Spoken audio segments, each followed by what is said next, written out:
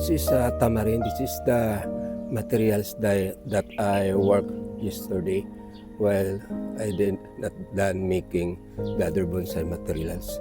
So I just share this for an update that I already done for my first wirings of my tamarind.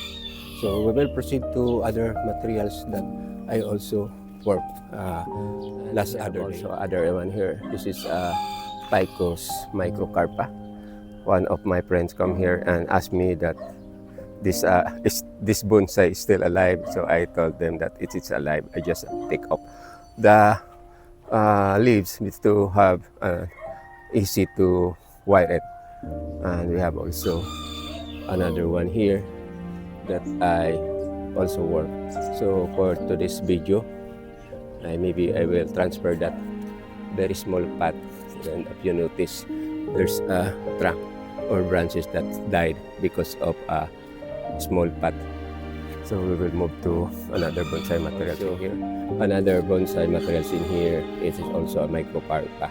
So I started bonsai from the marketing or seedlings. So we have another one here that I transfer a bigger pot. It is microcarpa windsweep. So just sharing of all of these bonsai materials in my surrounding at home.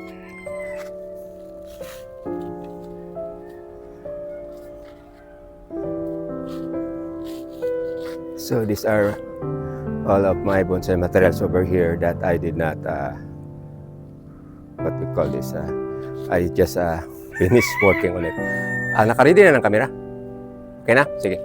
Good morning everyone. So another day, another vlog. So I just make a short tour of my bonsai material that I just worked last few days. So for this morning, I would like to share some bonsai materials in here that for final trimming or just pine trimming actually, because it's already done, no more wire. I show the focus on this video of bonsai materials that we'll see that it's no more wire. I will not wire this again because I'm tired of always making wire and sometimes are going to die. So time to put my camera here. Just do one, then time to pull this up.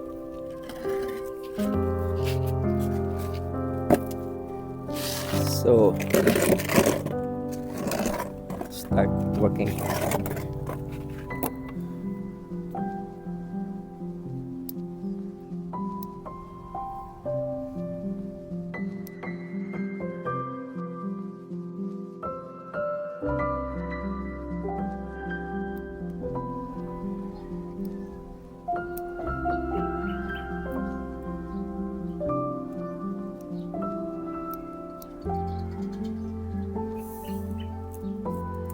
So I'm done trimming with this bonsai materials.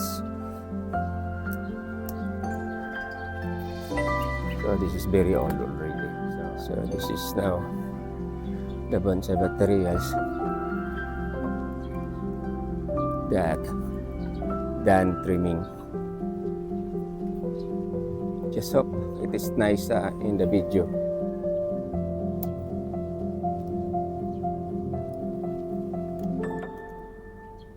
So every now and then or every day I do the inspection of my bonsai materials here. Then if necessary, if needed, I will trim this, all of them, not this only, all of them. But I cannot afford to do it alone sometimes. I ask help from my daughter. So this is now on the under view, and this is the view of a top view. We have another trunk here that also get break or the bali. Oh, I need to remove.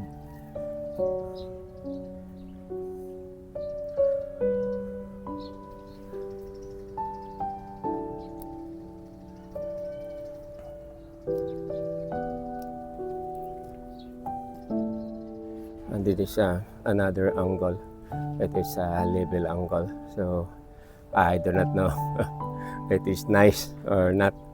So although all of what I do is just sharing these materials. So this is my back side, and this one is my front. That area is my front. So just hope na it look nice.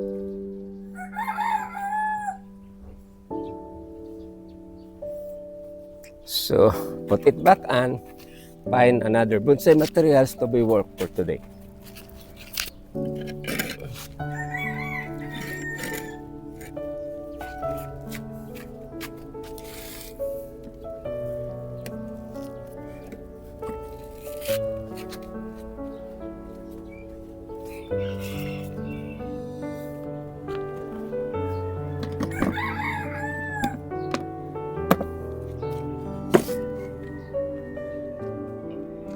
So I'm looking for a vacant pot. So I found one here.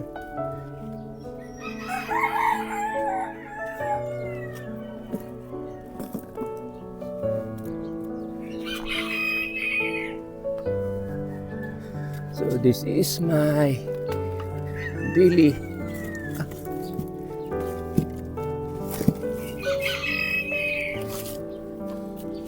it's very long rod.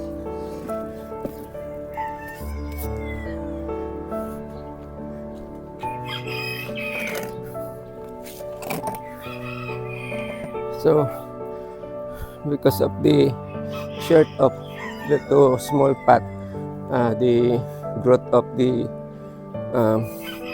bonsai materials is slow.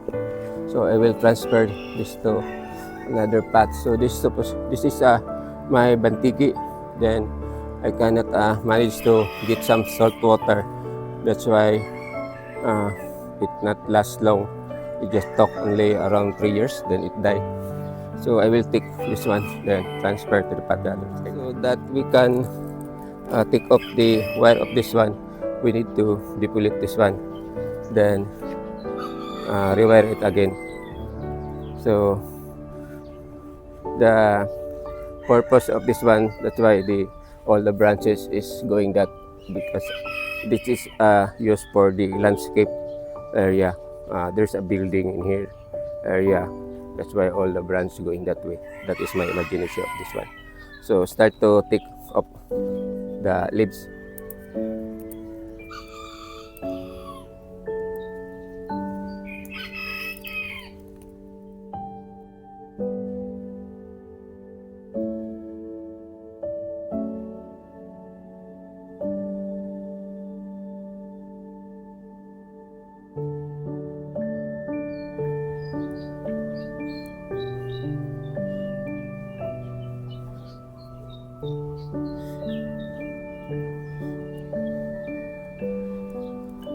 So I already done taking off the leaves or depolluting the leaves.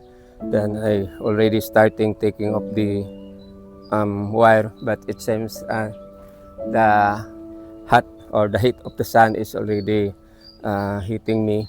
So I will just end my video up to here. So I just continue this bonsai materials or doing this bonsai materials of video na just sharing. So it took me around almost an hour.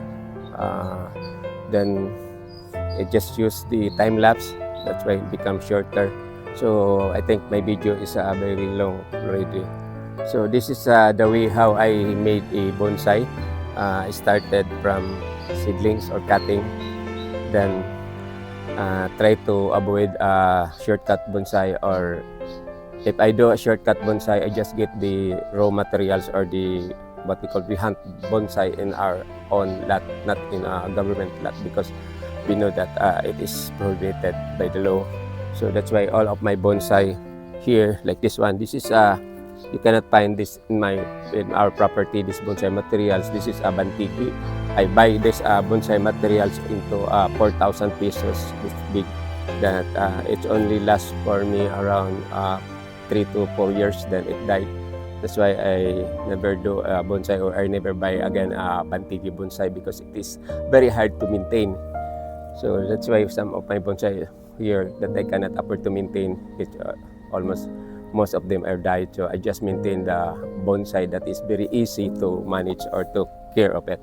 So like this one is a mycocarpa, and we have a tamarind, tugas bato, Chinese soli, and other many more. So for this morning, just sharing about my bonsai journey in my home, a small bonsai garden. So God bless you all. Have a nice morning ahead for you. Bye-bye.